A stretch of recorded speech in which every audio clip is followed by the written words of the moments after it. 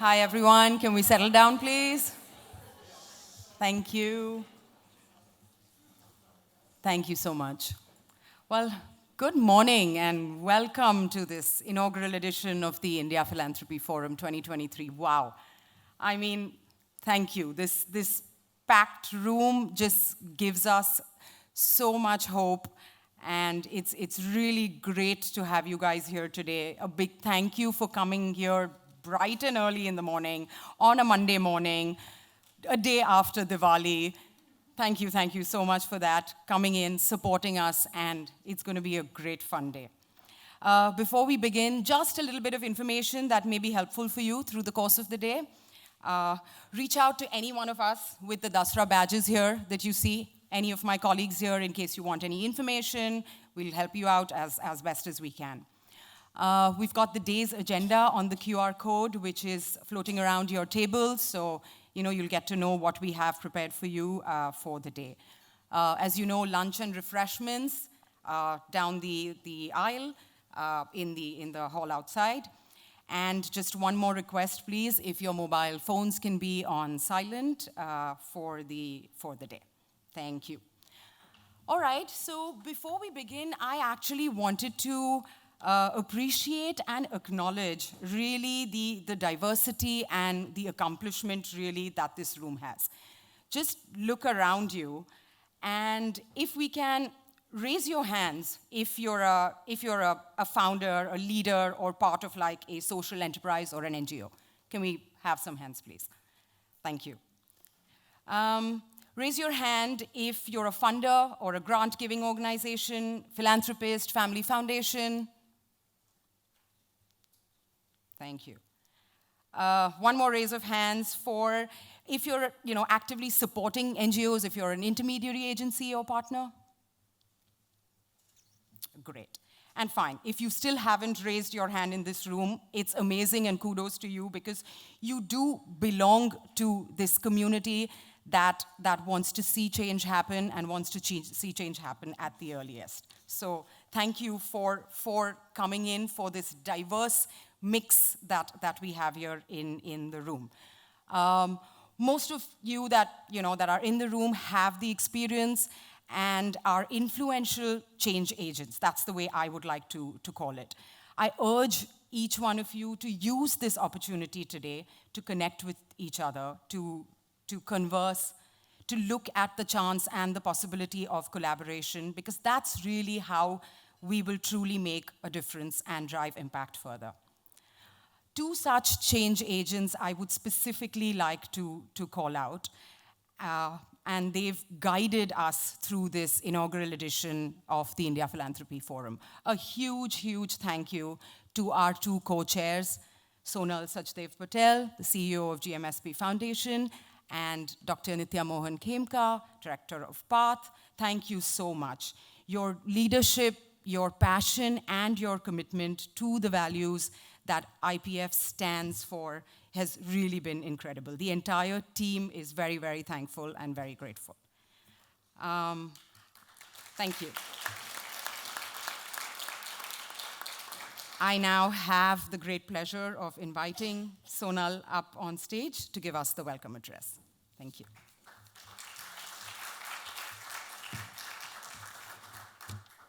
Hi, everyone. Good morning. Thank you so much, as Delnaz said, for coming here today.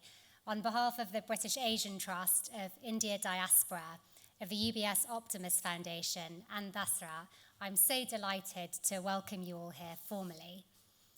So you can either look at that picture or you can look at me. India is such a force. We hear it all the time, but it's home to over 1 billion people, 1 billion souls. It's a big number, especially living in the UK.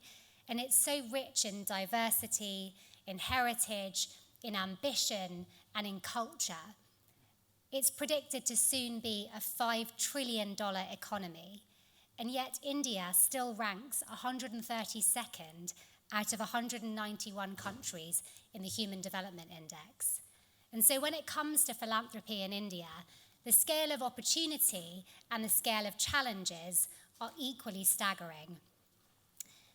There is so much potential, And yet still, we see that so many people go without the most basic of needs. And sometimes we can feel so overwhelmed that we don't know what to do. That's certainly how I feel at times, particularly thinking beyond India to the rest of the world. But the purpose of today is to push back against that sense of overwhelm and to not let it turn into inaction, because that's the worst thing. Because today what we want to do is to come together and to find and fan a spark of inspiration to help us to find a way forward. So that's what the India Philanthropy Forum is here to enable, to work towards real transformation.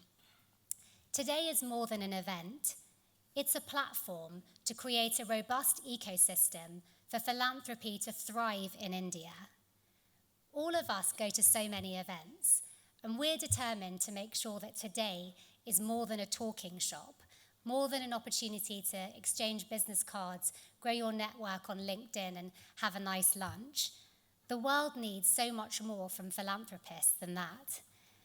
We need platforms like this one to be a catalyst, to be a call to action. Anything less would frankly be a failure. So I'm so proud to co-chair this inaugural forum in London with Nithya. You don't have to be a transnational philanthropist to know that compassion extends beyond borders.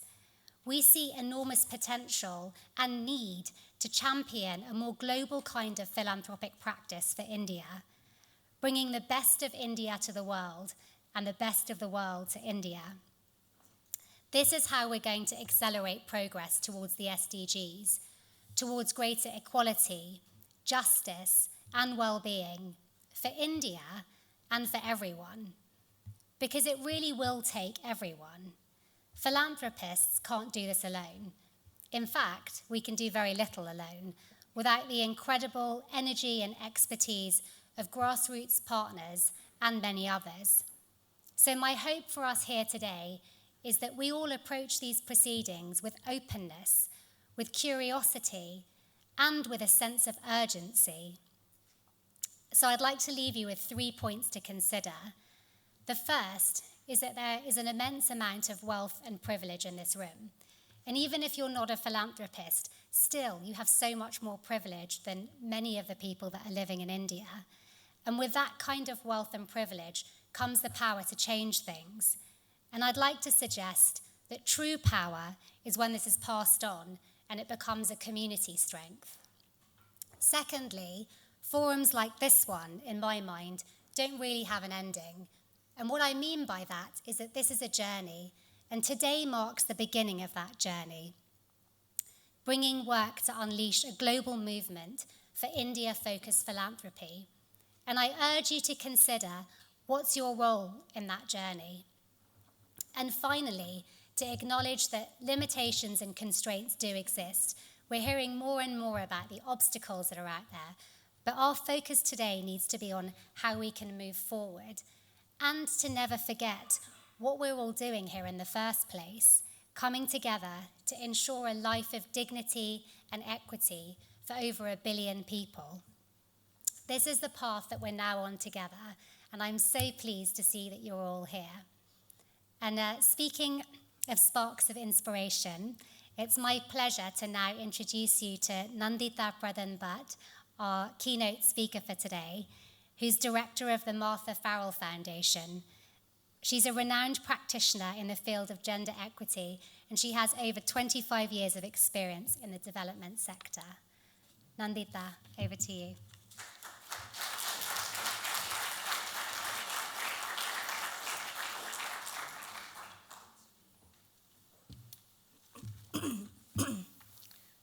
Thank you so much.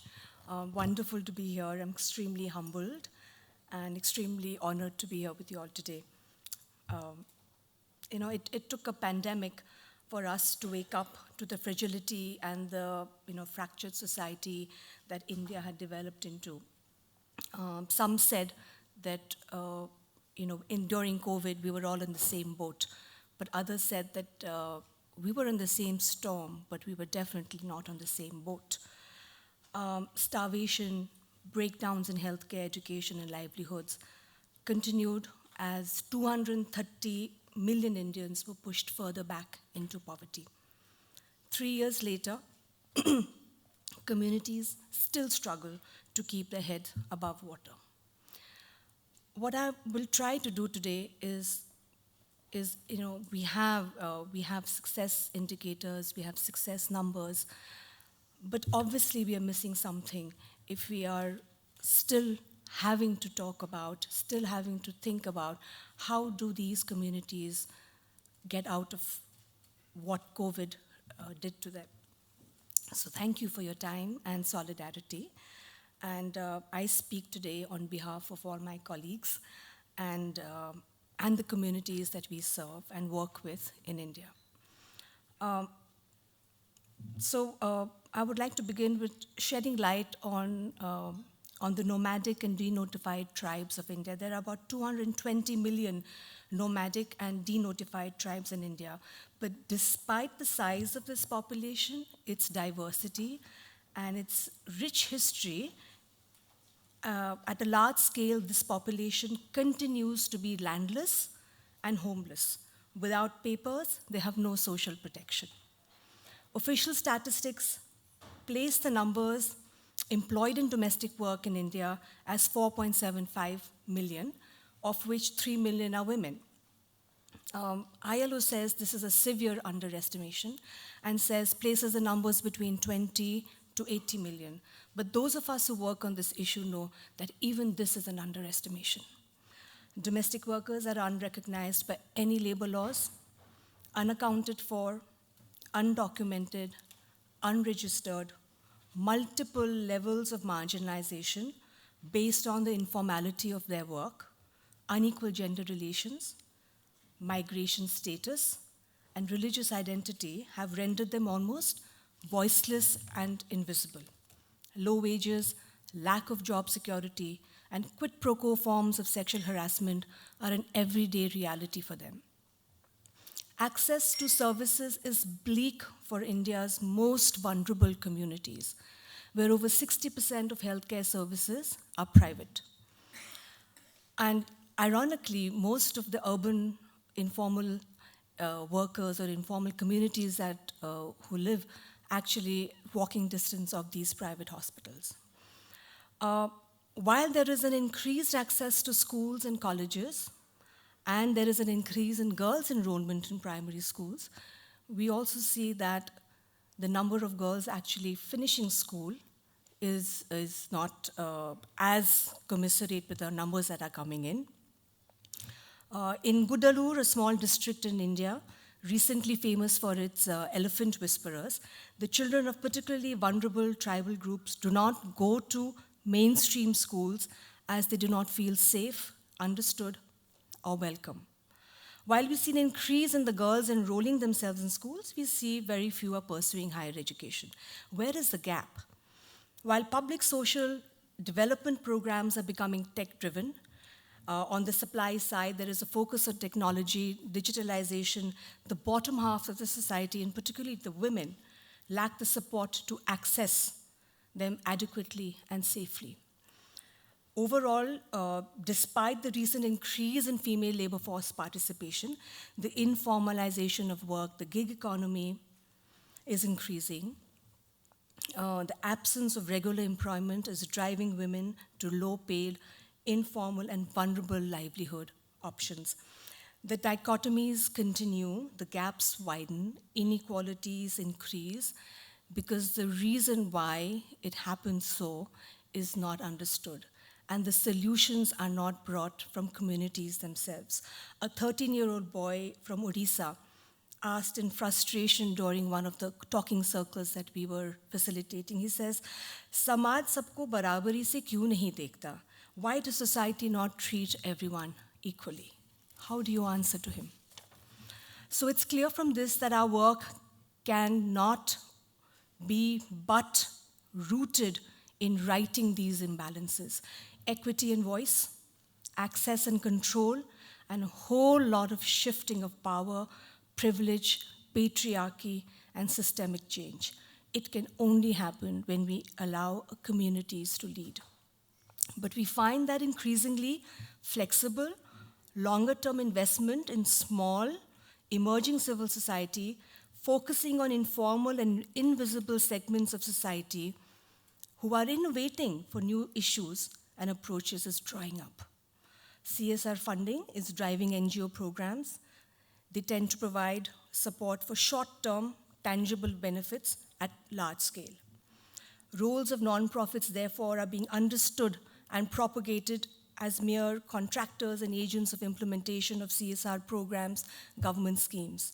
In the quantitative scale and impact numbers-driven arrangements that we find ourselves in today, large NGO programs begin to implement uniform models universally because we want scale, despite the vast contextual variations in social geographies and realities of people and communities.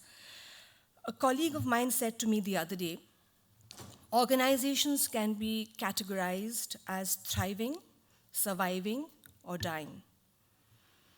I like to think that those working closest to the ground, unfortunately, find themselves in the last two categories, a majority in the last. We need to focus on the surviving and the dying. Holistic institutional and organization development support for these small and medium-sized nonprofit organizations of the excluded have become completely supply-driven and prescriptive. They are the ones who are considering the transformative roles of nonprofits simply because donors do not see it as a priority to support. The need right now, therefore, is to invest flexibly and locally. Philanthropic contributions are needed to respond to community-led, locally relevant development programming that is sensitive to issues of gender and inclusion. New philanthropic investments need to shift the power of decision-making about programming locally. Strengthening capacities of local, emergent civil society organizations to build local support for sustainable needs, new philanthropic investment. We are all here in some way to end vulnerability. To be able to do this through intentional, progressive, and measurable approach with values rooted in trust is critical. To understand vulnerability, one must learn from the journeys of NGO leaders who are proximate leaders and from the communities they serve. A convening like this, with so many stakeholders like you, is an important forum to convey the need and the status of the sector. It's important that there is enough dialogue, deliberation for building a common agenda. I urge you to give the sector the strength and the commitment it needs, the way that they give the strength and commitment to the people they work with. I just want to end with a quote from a woman from the field that we work in. She says, "Till the time we have courage, we can do anything." Thank you.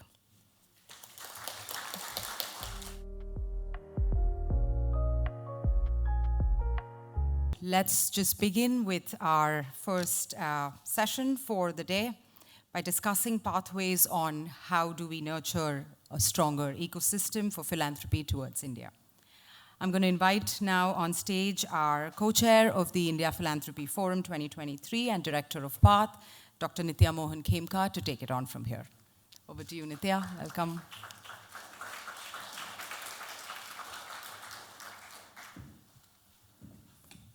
Thank you very much, Delnaz, and thank you to all of you for being here this morning. It's promising to be a very exciting day of conversations, and I'm very much looking forward to kicking off this morning's session with our panelists. Please may I invite our panelists onto stage so we can begin. Thank you. Richard and Maya.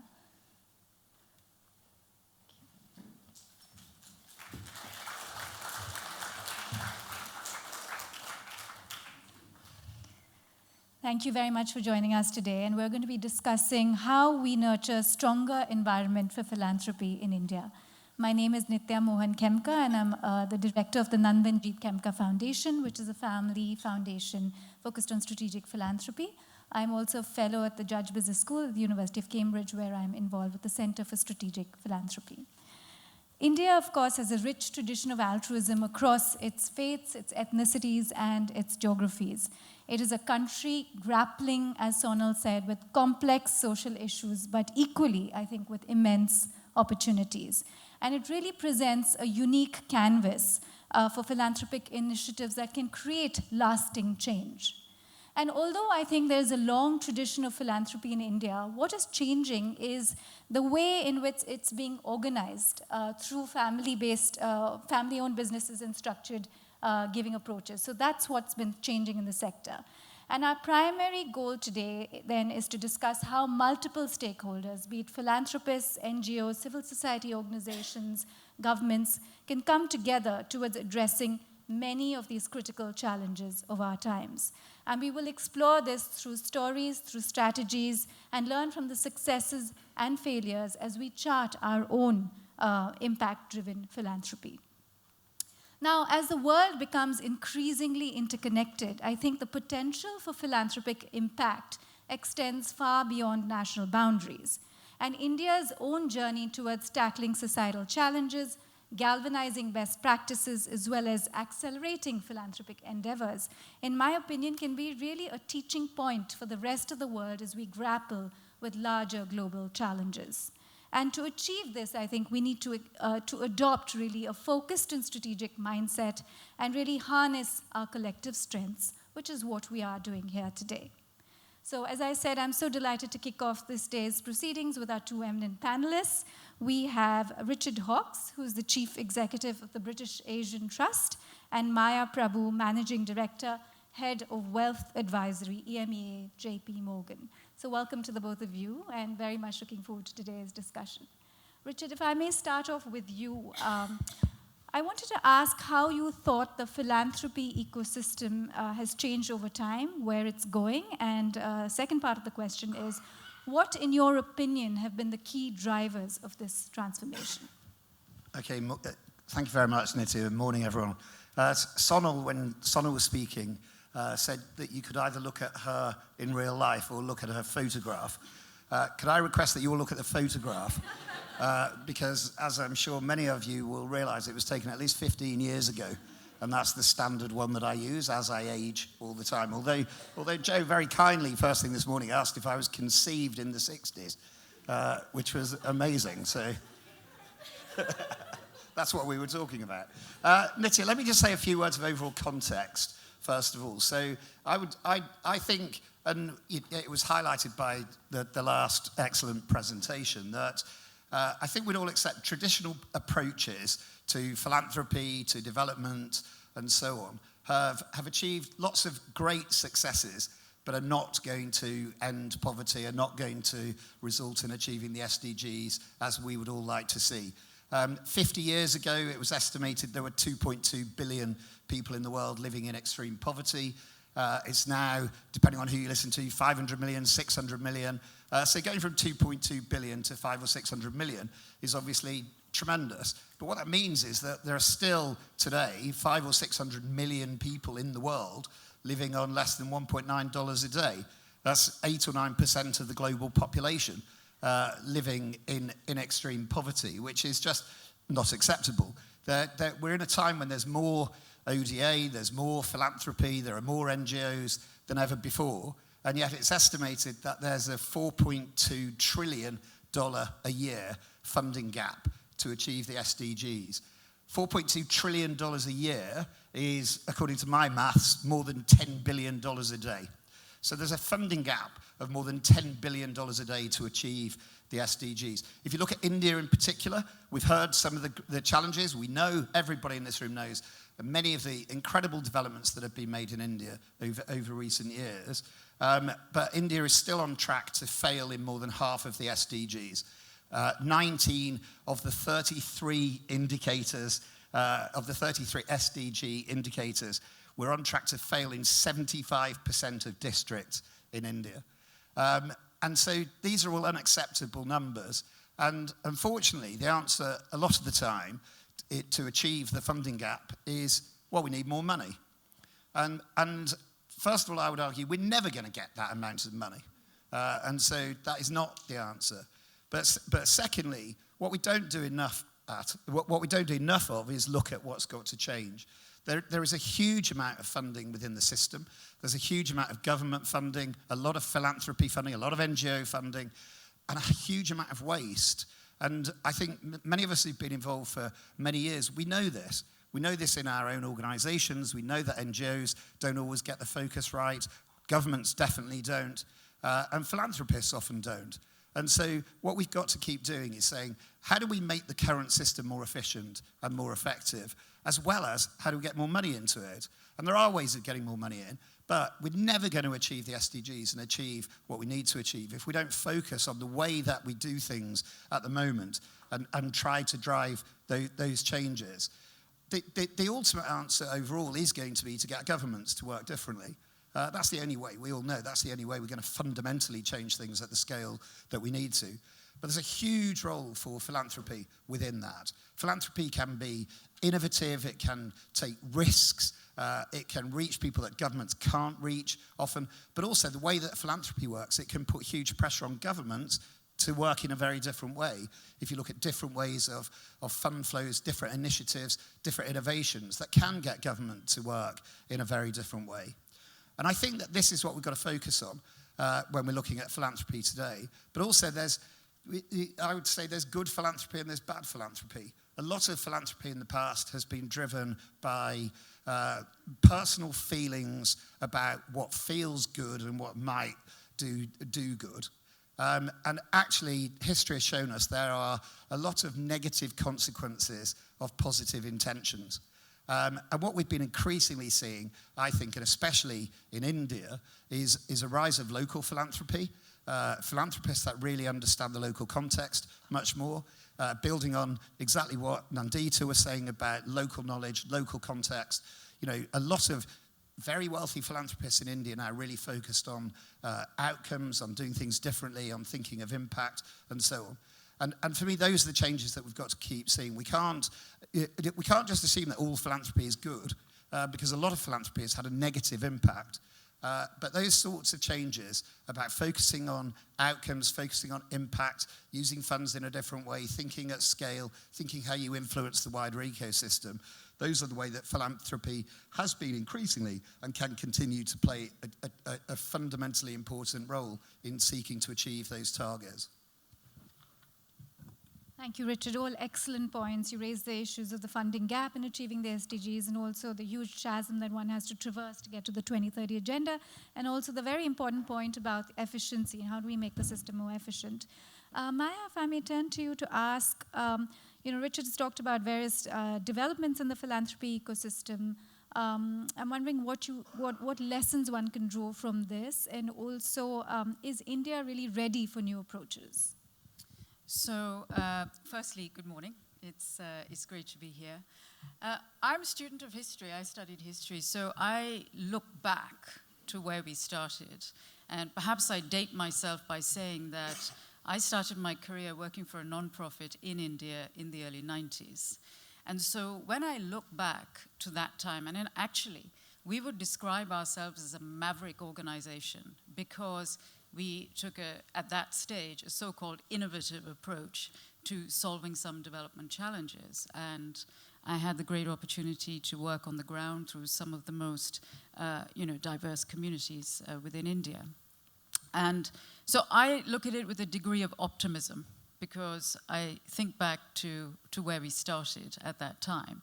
So I think why I'm very optimistic is, number one, India had at that time, and still does, a hugely vibrant civil society.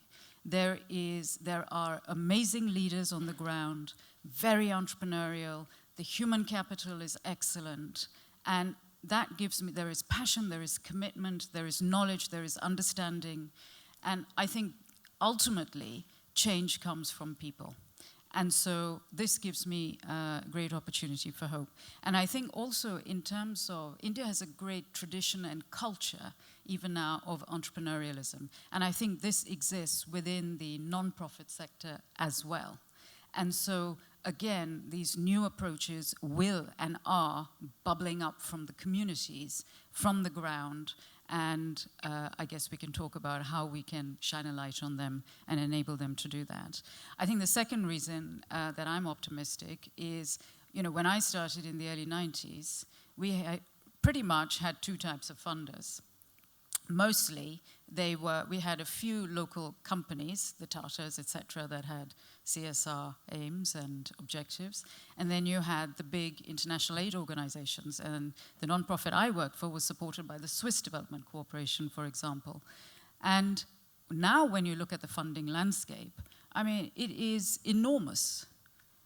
You have private individuals, you have local individuals, you have local companies, you have a government mandate for CSR, you have the international community, international companies like the company that I work for, JP Morgan, that have huge staff in India, really keen to support work there. So I think the funding base has really diversified as well. And then to Richard's point about doing philanthropy well, I am very passionate about family businesses. I love working with business families. And really, what many of them are doing is really putting their values and purpose at the heart of how they run their business, which is where they can have a huge amount of impact. How do they pay people? What kind of work they do in the community? How do they support their employees? Plus their CSR. How they invest, creating opportunities for impact investing, and also how do they do their philanthropy. So there is a wonderful opportunity for congruence across these areas as funders look out at the landscape, and many advisors to help enable this too. So I'll pause there. Thanks, Maya. Thank you also for, for reminding us to focus on the optimism and to really remind us of how vibrant India is in terms of civil society as well as the changes in the funding landscape. Somebody once said that India is not a poor country, it's a country with poor people, and we need to remember that. Richard, I'm going to go back to you to ask if you can share some reflections really on the transformations of the NGO sector in India particularly. I think as a large piece of the development pie, how can we strengthen it further, and what perhaps can be done differently, in your opinion? So I've had the pleasure of being involved in working in India for nearly 30 years. And over that time, the sector has transformed like you can't imagine. In the ways that Maya just said about funding, but the actual NGOs themselves are so fundamentally different now to 30 years ago. And the whole sector, I think, is there are still the huge challenges that we heard in the opening presentation. But there are so many NGOs that are dynamic and vibrant and changing and constantly innovating. And part of this is the Indian mindset as well. And India as a country is constantly doing that. And that sort of the entrepreneurialism, the sort of the jugaad a little bit at times, all of that, it comes through in the sector. And the sector I always find in India is so exciting, so dynamic that, and some of the big transformations have been that, often I've had situations in India in the last couple of years where organizations have said, Richard, even if you wanted to give us a grant, we wouldn't take it because it's so old-fashioned and it just, it would affect our brand. And it's incredible that, people are out there seeking investment rather than seeking grants, looking at results, looking at scale. And for me, I've also worked in the UK sector for all of that time. And I think the UK sector has got so much to learn from the India sector. I think in the UK, people are often more interested in self-preservation than in really trying to change things and really fundamentally trying to change things. Whereas in India, I really, really see that happening, that, those changes. There are loads of reasons why that's happened. I think it's a combination of a number of things. I think, ironically, the reduction in global international aid going into India has forced a lot of those changes.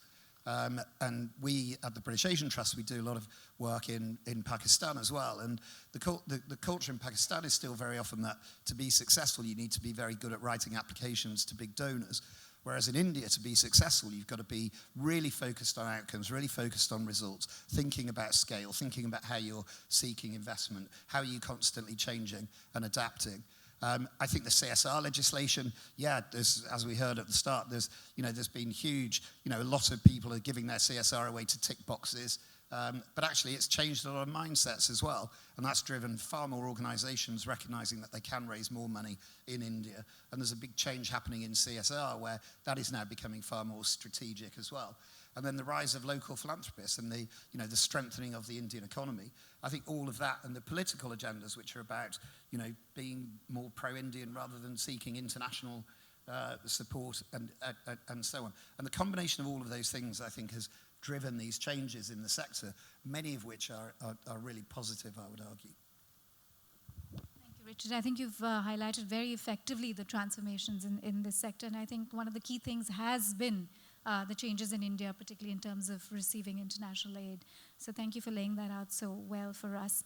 Maya, I was wondering if you could speak to, I think one of the most significant transformations in the sector has been also the involvement in the diaspora in the UK as philanthropists. And, from traditional approaches to what we're terming as next-gen philanthropy.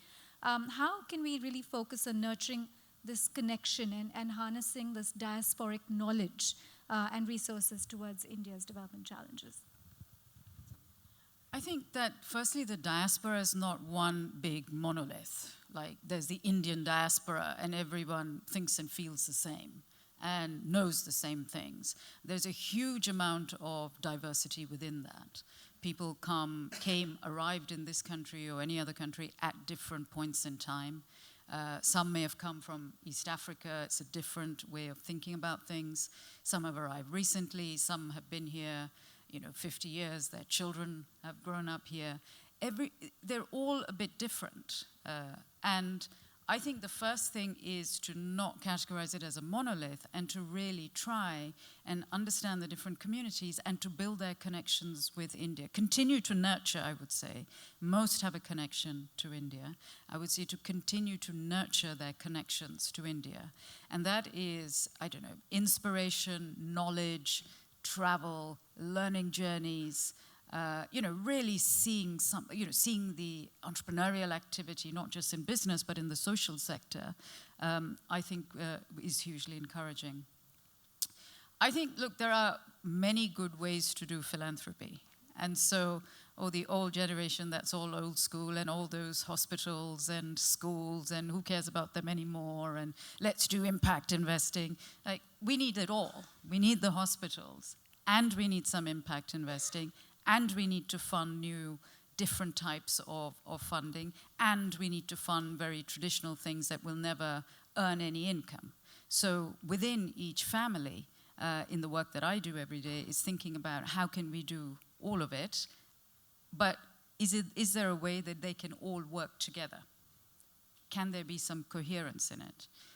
And even if there isn't, and we want to do one or two things just because we absolutely love it, go ahead. People should do it. So again, the thing about philanthropy is people have chosen to use their private capital for public good. And if their heart is engaged, their mind will follow and they will do it strategically. So having some connection like that, if we think about anything we do in our lives, is things that we enjoy doing. We have a connection with it. So I think it's about nurturing that connection. Can I just say something on Sure. that? See, I agree with most of that, but I think that a lot of philanthropists, they need to be open to being guided as well. And, there are, the work that you do, the work that Dasra does, hopefully the work that British Asian Trust does. We exist to help guide and help that funding more impactful. And I don't think that philanthropists, just because they want to do well, necessarily means that they will do well. And I think often that needs to be highlighted to people, that there are ways of understanding how to do well. And actually, one of the reasons why the British Asian Trust was set up 15 years ago was a recognition that there were a lot of British Asian people in the UK that wanted to give to the region, but they didn't trust the traditional international NGOs because they thought they would waste the money, they would spend it on the wrong things, and so on. And what had happened was there were a lot of people that were giving money to the region in a bad way. And so that they thought that, and this is why Dasra was set up as well, and, why the British Asian, to try and ensure that there was learning that could help inform people about how to make an impact from those positive intentions. thank you. You raised a very important point also, and Nandita made the point about the localization agenda. And I wanted to ask you, Maya, how can we ensure that this diasporic contribution and interest really align with the needs and priorities of what's needed on the ground? And Richard, I'll come back to you again to answer the same question. I think we have to listen to local communities. They know what is needed. They are on the ground. They understand what some of the challenges are. They know what's involved in working with business and working with government and achieving scale.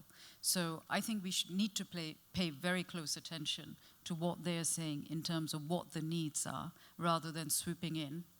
I think where donors can be helped is how they can match their interests with those needs, as opposed to coming in with their interests and then trying to shoehorn it into what NGOs don't want to do.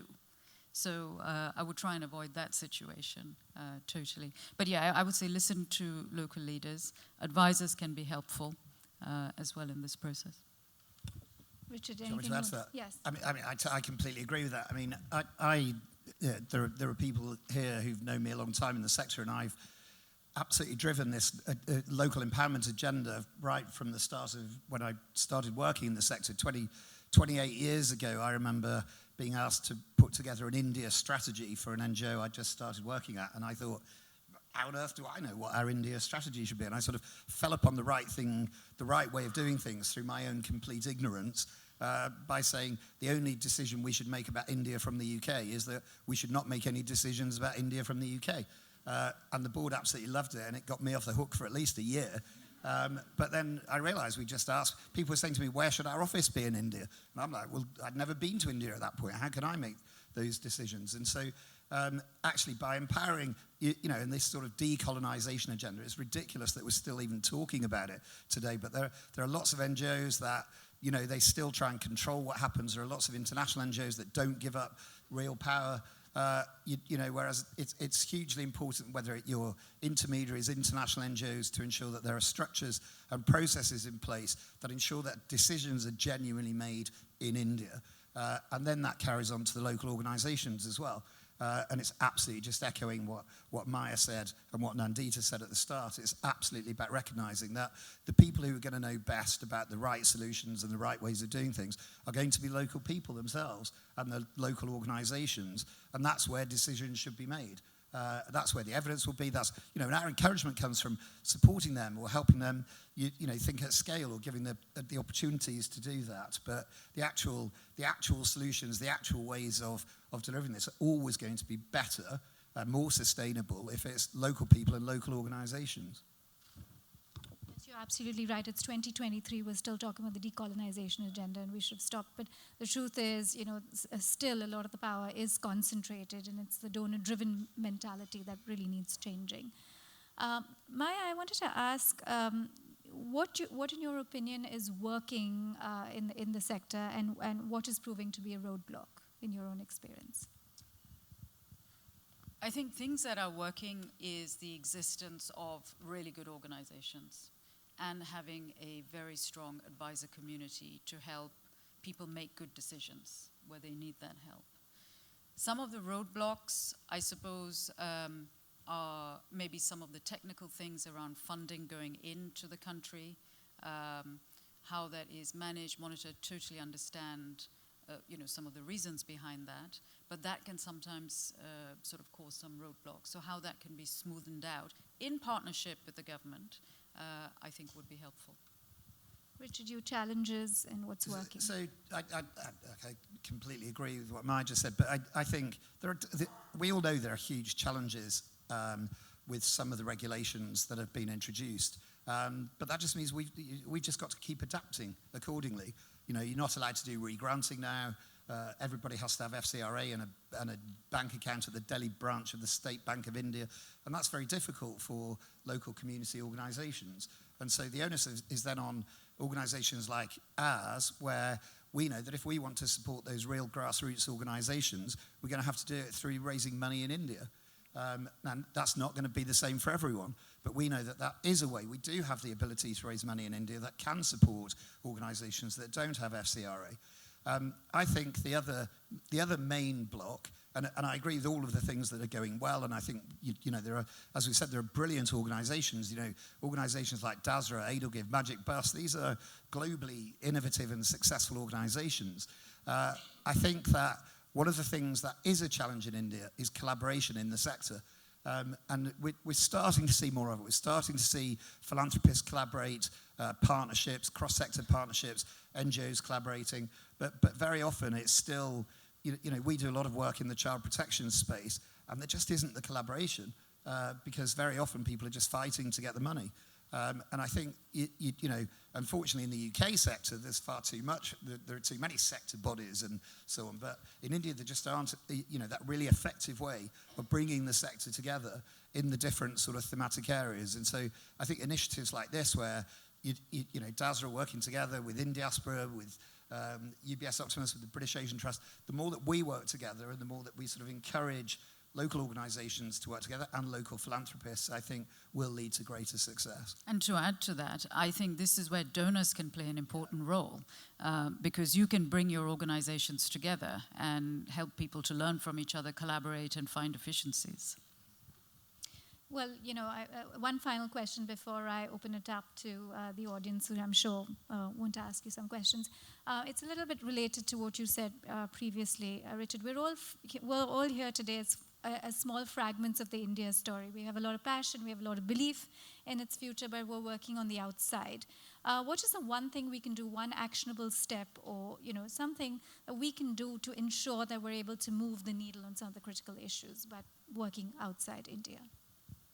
Maya, would you like to go first? I don't know, I'm like a stuck record today. I'd say find a way to champion local leaders and make their lives easier. Because, as Nandita said, people who are surviving or dying, what can we do to invest in them from here? Even if it's come here and do a course for 3 days, just to have the space, to think and to recharge and to plan. So I would love to see what we could do along those lines. So there's loads of things, and of course I don't disagree with that at all. The one thing I would say that we should all be open to doing is keep changing. The ecosystem, the environment, the politics, they're going to keep changing.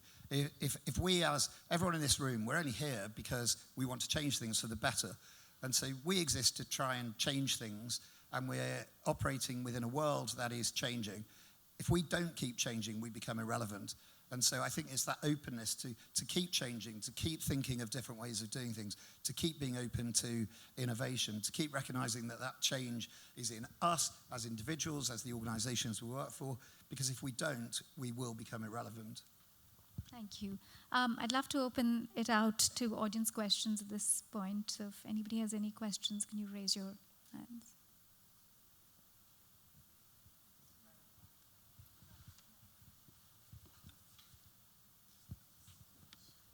If you wouldn't mind introducing yourself as you ask your question. Thank you.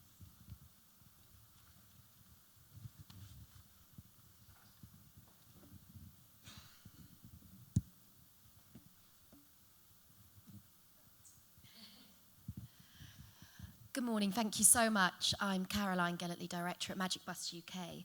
I'm in complete agreement with you on being steered by local communities and their on-the-ground expertise. How would you suggest philanthropy could be used to marry that with that need for scaling up long-term strategic thinking at the government and regional level?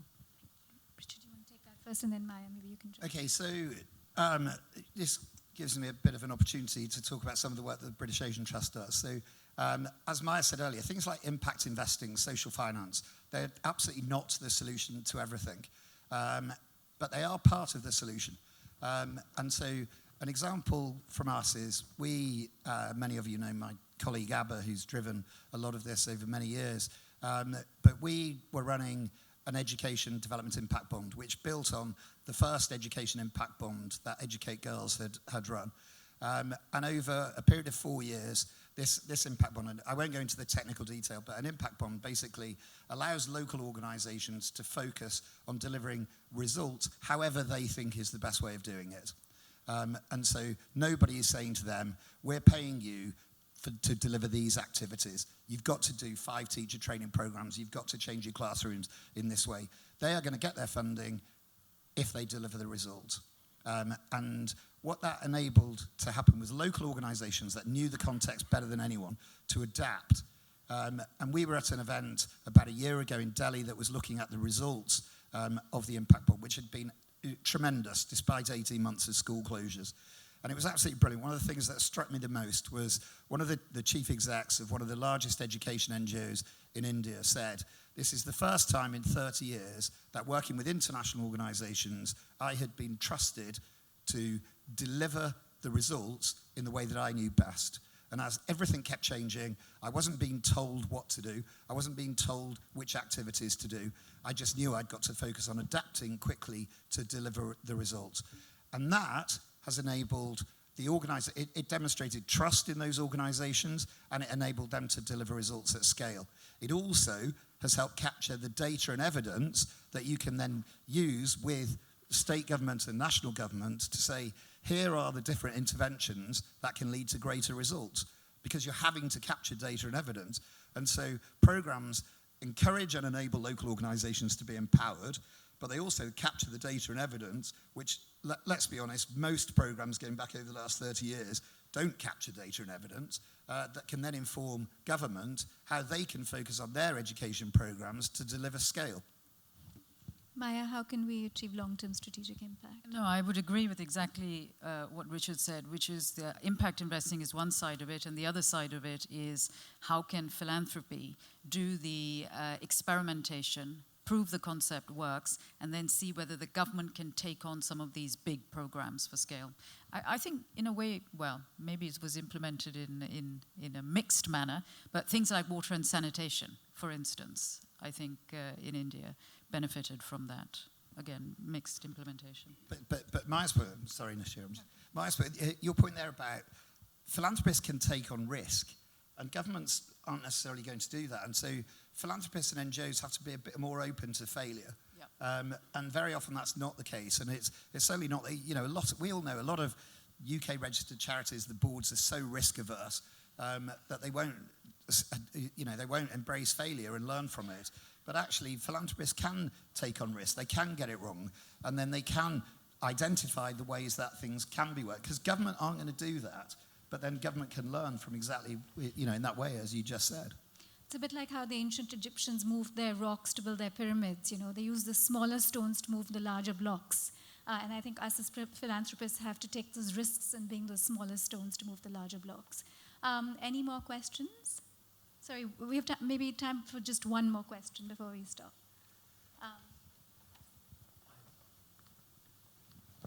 Can you please introduce yourself in a very brief question, please? Hi, my name is Shukanti Ghosh.